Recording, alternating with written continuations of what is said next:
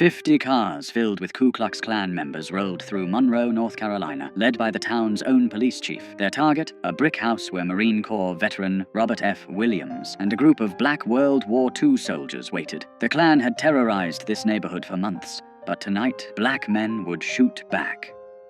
Monroe, North Carolina sat 30 miles southeast of Charlotte, a small textile town of 12,000 people where cotton mills provided jobs and Jim Crow provided the rules. The railroad tracks divided white from black, prosperity from poverty, safety from terror. On one side lived the people who ran the town, on the other lived the people who kept it running, cooking in white kitchens, cleaning white homes, working white-owned factories for a fraction of white wages. Robert Franklin Williams arrived back in Monroe in 1955, though calling it an arrival suggests he'd been welcome somewhere else. Born in this town on February 26, 1925, he'd grown up hearing stories from his grandmother, a former slave who'd given him his grandfather's rifle and told him what it meant to survive in a place that wanted you dead. His grandfather had been a Republican organizer during Reconstruction, publishing a newspaper called The People's Voice, until white violence made him choose between his voice and his life.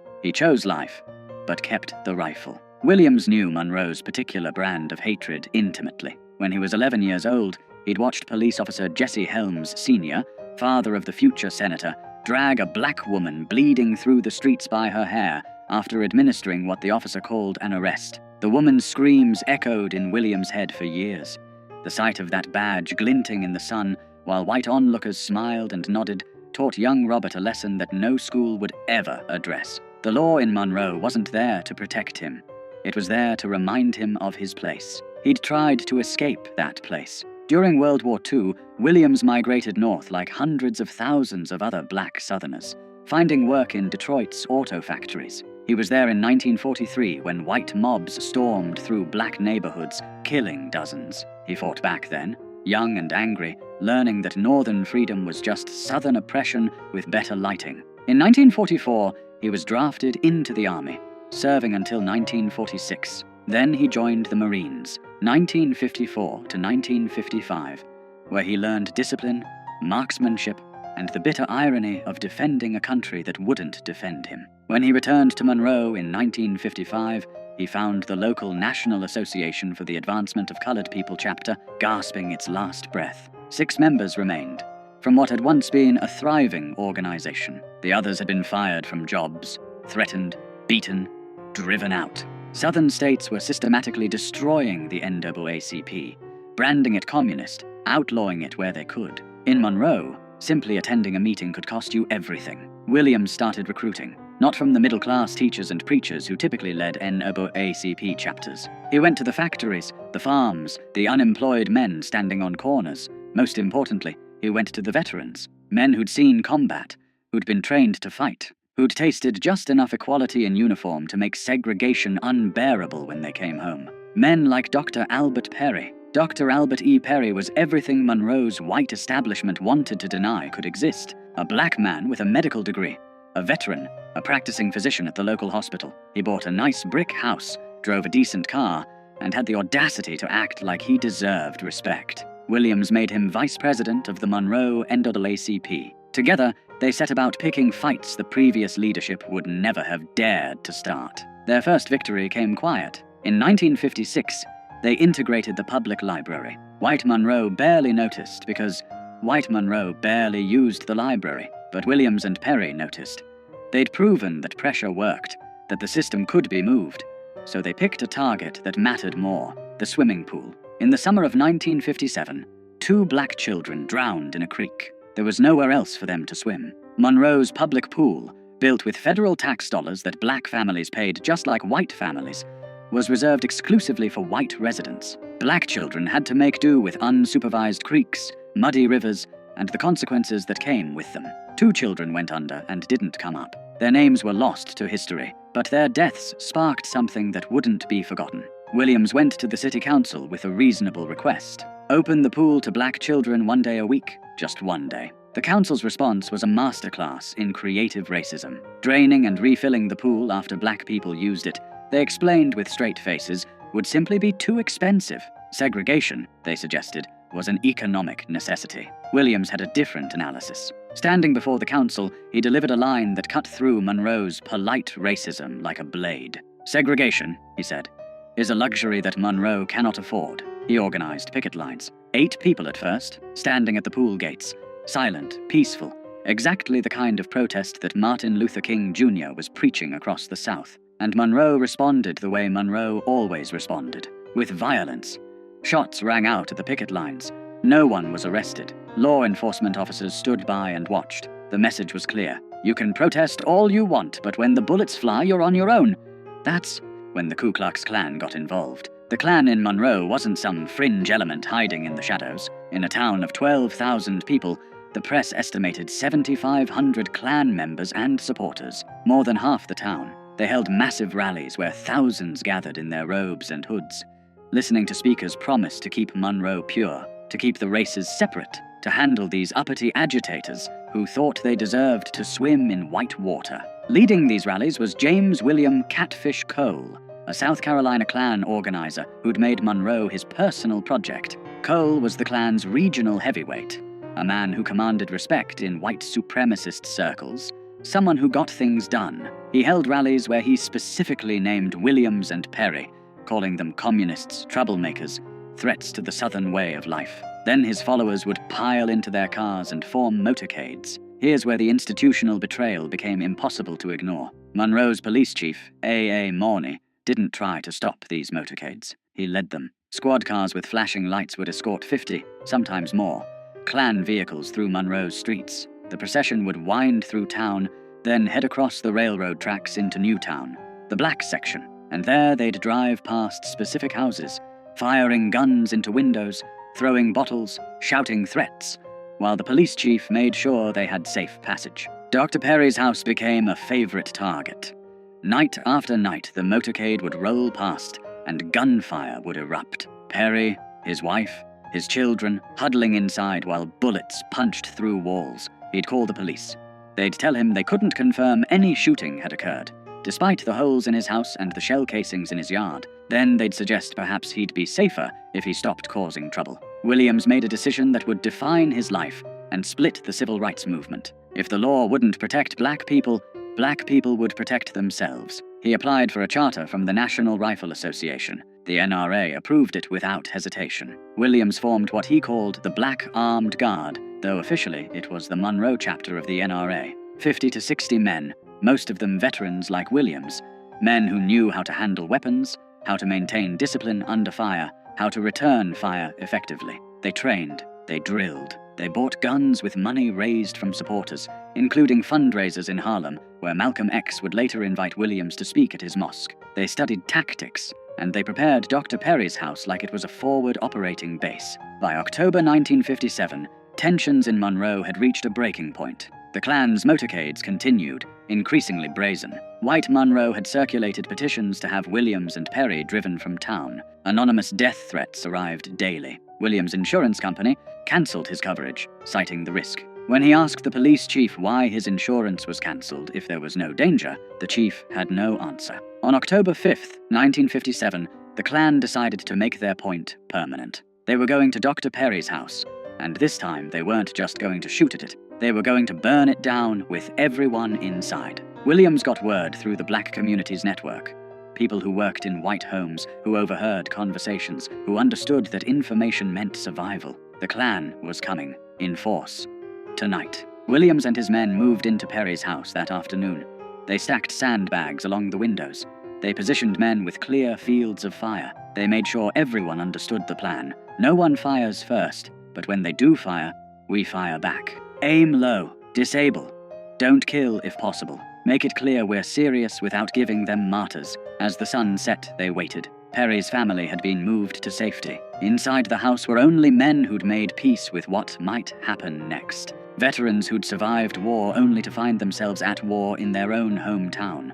Men who'd sworn oaths to defend their country and were now defending their community from their neighbors. The sound reached them first. Engines. Lots of engines. Then the glow of headlights. Dozens of them, winding through Monroe's streets. The motorcade rolled past City Hall, past the courthouse, past the nice white neighborhoods where people watched from their porches like it was a parade. Then it crossed the tracks into Newtown, 50 cars or more, packed with Klan members in full regalia. At the front, Monroe Police Chief Morney's squad car, lights flashing. The motorcade snaked through Newtown streets, and residents who'd seen this before pulled their children inside, turned off their lights, prayed this night wouldn't be the night someone they loved got killed. The procession turned onto Perry Street. The cars slowed, then stopped, engines idling. Men began to emerge, white robes gleaming in the headlights. Some carried torches, some carried guns. All of them carried the certainty that this was their town, their right,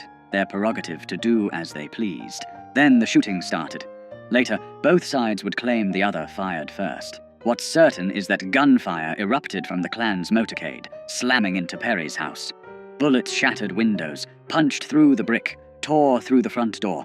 The roar was deafening, dozens of weapons firing at once. Inside the house, Williams gave the order. Fire! The response was disciplined, controlled, exactly what you'd expect from trained soldiers. Muzzle flashes erupted from Perry's windows. The veterans inside had positioned themselves for overlapping fields of fire. They aimed low, at car tires, at legs, at anything that wasn't lethal but would make their point crystal clear. The Klan had never experienced this. In all their years of terrorizing black neighborhoods, shooting into homes, burning crosses, inflicting violence with impunity, they'd never faced organized armed resistance. The psychological impact was immediate and total. These weren't victims cowering in the dark. These were soldiers returning fire. The Klan panicked. Men in white robes scrambled back to their cars. Engines roared to life. Tires squealed. The entire motorcade broke formation and fled in every direction, some cars running into each other in their desperation to escape. Within minutes, the street was empty except for abandoned robes, dropped torches, and the fading sound of engines racing back across the tracks to the safety of white Monroe. Inside Perry's house, Williams and his men held their positions. No pursuit, no celebration. They maintained their perimeter through the night, knowing retaliation might come. But it didn't. The Klan had been routed, humiliated, driven from a black neighborhood by black men with guns. The next morning, Monroe's city council held an emergency session. The same council that had said they couldn't afford to let black children swim. The same council that had turned a blind eye to months of Klan terrorism. They passed an ordinance effective immediately. The Ku Klux Klan was banned from Monroe without a special permit from the police chief. That ordinance was the first crack in Monroe's wall of white supremacy. Not because the council suddenly developed a conscience, but because armed black veterans had demonstrated something white Monroe couldn't afford to ignore. In Williams' own words, racists consider themselves superior beings and are not willing to exchange their superior lives for our inferior ones. They are most vicious and violent when they can practice violence with impunity. The shootout barely made the news. The Monroe Journal mentioned it briefly. 3 black newspapers covered it. The national press ignored it completely. Just 3 months later, when the Lumbee tribe would rout the Klan in a similar confrontation, national media would descend on North Carolina, Life magazine would run photo spreads, politicians would issue statements. But when black men defended themselves with guns, white America decided that story was better left untold. Williams understood why. As he'd later write, the national press played up the Indian Klan fight because they didn't consider this a great threat. The Indians are a tiny minority, and people could laugh at the incident as a sentimental joke. But no one wanted black people to get the impression that this was an accepted way to deal with the Klan. So the white press maintained a complete blackout about our fight. But word spread through black communities across the South. Veterans heard what had happened in Monroe. Working people heard. Young activists heard. The message was clear. Nonviolence was a tactic, not a suicide pact. You could advocate for peace while keeping a rifle behind the door. The October 5th. Shootout didn't end Monroe's racial violence, but it fundamentally changed its character. The Klan never conducted another motorcade through Newtown. They couldn't. They'd been exposed as cowards who only fought when resistance was impossible. When black men shot back, they ran. Less than a month later, the Klan tried a different approach. If they couldn't eliminate the troublemakers by force, they'd eliminate them through the legal system. Dr. Perry was arrested on charges of performing an abortion on a white woman. The accusation was almost certainly false. Perry was Catholic, opposed to abortion on religious grounds. The woman herself said she'd asked him to perform the procedure, but that he'd refused. None of that mattered. The newspaper headline screamed, "Negro doctor arrested for criminal abortion on white woman." The racism was coded into every word. A black man's hands on a white woman's body, even in a medical context, was treated as inherently criminal. Perry was jailed. Williams led armed demonstrations at the courthouse, hundreds of black residents openly carrying weapons, demanding Perry's release. A white benefactor posted $7,000 bond. Perry was freed, but the damage was done. His trial came almost exactly a year after his arrest, October 21st, 1958. He was convicted and sentenced to 5 years in prison. Released after serving just over a year, Dr. Albert E. Perry never got his medical license back. He'd lost his profession, his livelihood, his future, for the crime of standing up to the Klan. The system had accomplished through legal proceedings what the Klan couldn't accomplish with guns. Meanwhile, Williams faced his own reckoning with the broader civil rights movement. In late October 1958, just days after Perry's conviction, a case exploded that would make Williams an international figure. 2 black boys, 9-year-old James Hanover Thompson and 7-year-old David Fuzzy Simpson, had been playing with white children. During a kissing game, a 7-year-old white girl named Sissy Sutton kissed both boys on the cheek. When she mentioned it to her mother, white Monroe reacted with hysterical rage. The mother washed her daughter's mouth with lye. Armed men hunted for the boys. Police arrested James and David, handcuffed them, took them to jail, and spent 6 days interrogating them without allowing them access to parents or lawyers. They were beaten, threatened with lynching, told they'd raped a white girl. Judge Hampton Price heard the case. Such as it was, the boys had no legal representation. They stood silent, terrified. The judge interpreted their silence as a confession. He sentenced both boys to indefinite terms in reform school, possibly until age 21, for a kiss that a white girl had initiated. Williams mobilized international attention. He contacted journalists in Europe. He worked with activists in New York to form the Committee to Combat Racial Injustice. He turned the kissing case into a global embarrassment for the United States, with demonstrations in Paris, Rome, and Vienna. Former First Lady Eleanor Roosevelt intervened with North Carolina's governor. President Eisenhower received thousands of letters. After 3 months, on February 13, 1959, Governor Luther Hodges pardoned the boys without explanation or apology. They were released. Their lives were destroyed. James Thompson would spend most of his adult life in and out of prison. David Simpson largely disappeared from the record. In 2011 interviews, James's sister Brenda would remember sweeping bullets off their front porch every morning while the Klan burned crosses in their yard. The kissing case made Williams famous, but it also made him a target. Then came the event that would force him into exile. In May 1959, a Monroe court heard the case of Mary Ruth Reed, a 23-year-old black woman who was 8 months pregnant when Louis Medlin, a white man, assaulted her and attempted to rape her. Medlin was charged. The trial was brief. The all-white jury deliberated briefly, not guilty. Williams stood on the courthouse steps as Medlin walked free, and he said something that would end his leadership of the Monroe NAACP. Black women approached him, devastated, asking what they were supposed to do now that white men knew they could assault black women with impunity. Williams told them, "We cannot rely on the law. We must defend ourselves. If it takes violence to get justice, then we must meet violence with violence." The next day, National NAACP head Roy Wilkins called. Williams confirmed he'd made the statement and would repeat it. Within hours, Wilkins suspended Williams from the NAACP for 6 months. The organization Williams had rebuilt from 6 members to hundreds, the chapter that had achieved what no other Southern NAACP chapter had dared attempt, was now too militant, too aggressive, too willing to fight back. Williams didn't stop.